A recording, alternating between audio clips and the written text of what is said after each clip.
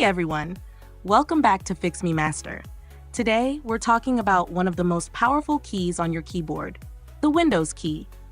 You see it every day, but do you really know everything it can do? Let's find out. 1. What is the Windows key? The Windows key is a special key found on most keyboards with a Windows logo. It's a shortcut key that helps you quickly access features, launch apps, and navigate Windows faster. Located between the Control and Alt keys on most keyboards. 2. What does the Windows key do? Basic functions. 1.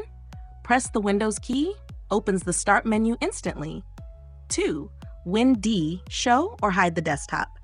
3. Win E, open File Explorer.